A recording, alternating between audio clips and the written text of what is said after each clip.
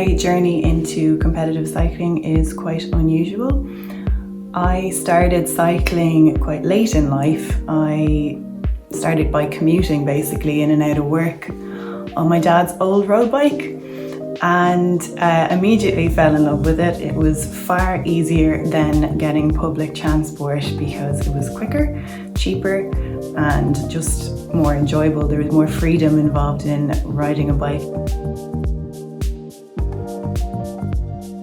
I had absolutely no intention of racing or competing, and in fact I didn't know anything about bike racing at all other than maybe the Tour de France. I then joined a cycling club because I just wanted to ride my bike more. And immediately they were encouraging me to try out local races, local crits. I loved the challenge. I thought it was really hard, it was tough, it was exciting. And I wanted to keep coming back and trying the racing again. I was getting dropped on absolutely any incline. If there was a hill, I was out the back. But that just made me more determined. There was definitely a dramatic shift when I went from commuter or leisure cyclist to competing. Obviously the focus is far more on performance and you want to make sure that you're doing everything to get the best out of yourself.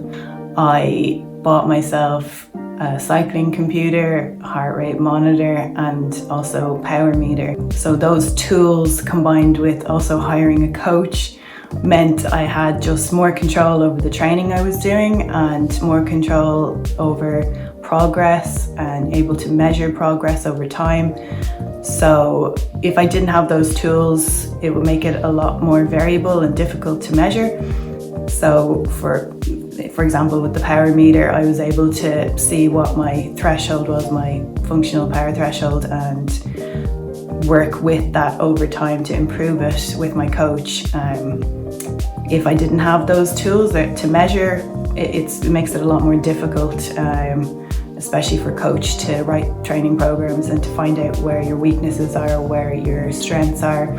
So we knew based on like power meter data that I had a lot of high power for shorter durations of time, and my weakness would have been longer durations of time. So we knew what we needed to work on.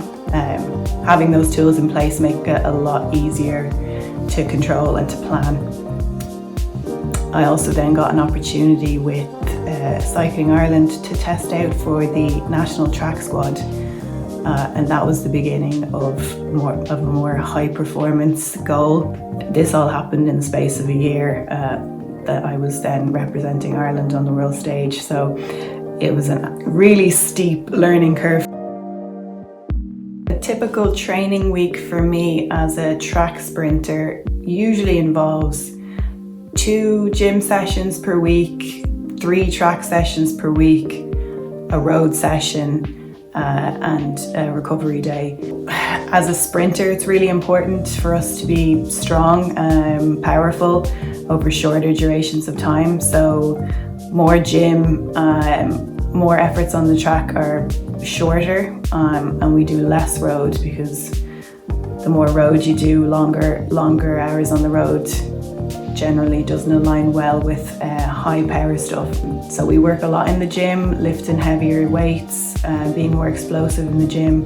So in the hopes that translates then to higher power on the track and ultimately higher speeds on the track.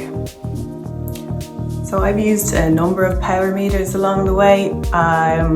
Initially I used crank-based power meters. Those were brilliant, but the downside was obviously they're fixed to your bike and quite difficult to swap between bikes. So I now use the Favero Asioma Duos. It means I can swap them around between any of my bikes. I also can hire a rental bike if I'm not traveling with a bike, and I can also put my power meter pedals on those bikes. That's really handy because it means there's just consistency in the power meter that I'm using across all of the bikes, meaning you've got accurate data and the same data for every effort on every bike. The Asioma power data that I use is crucial really for tracking progress over time. It also helps me see how my peak power changes depending on the time of the season, how gym impacts my power on the track, how the road impacts my power on the track. We can also see then obviously over long term if my power is increasing. It also is interesting to track, say, power to weight. So when I switched from being an endurance rider to being a sprinter, I needed to gain muscle mass, I needed to gain mass in general.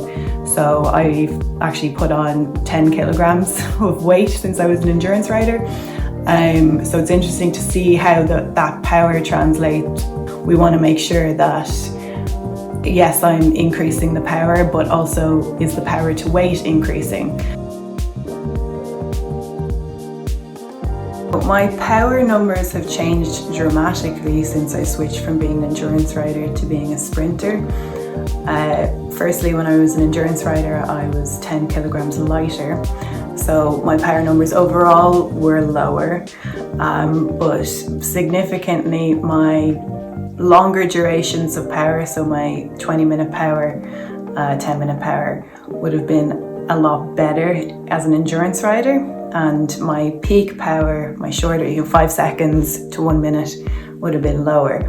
Since I've switched to being a sprinter, we focus more on those shorter, high-intensity efforts, and so my peak power has gone up maybe 300 or 400 watts.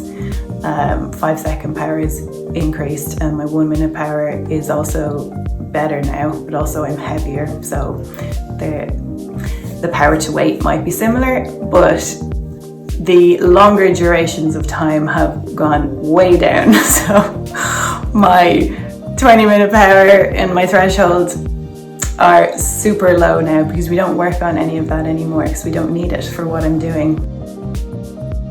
Yes, there have been many times that I have wanted to give up.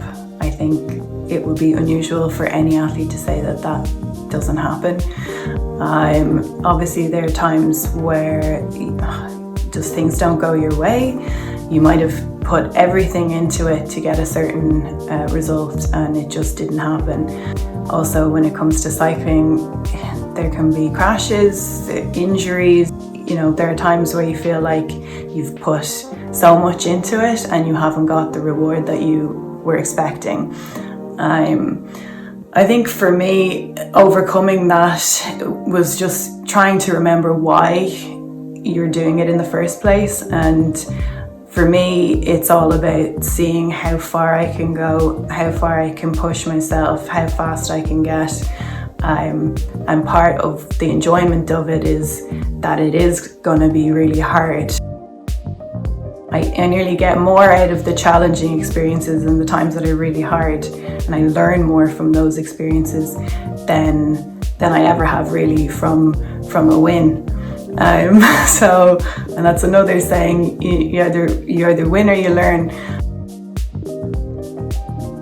My best advice to a non-professional cyclist who wants to improve is to just have goals for yourself, have realistic goals for yourself and make a plan to help you achieve those. For me, it was really valuable to have a coach. As someone who didn't really understand anything about training and training blocks and progressive overload, having a coach is really helpful. Obviously that's not available to everybody. You can get training plans online for free. They might not be suited to you individually, but you can tweak them to your needs. So having a power meter and a cycling computer is really helpful if you want to improve and be able to measure your improvement.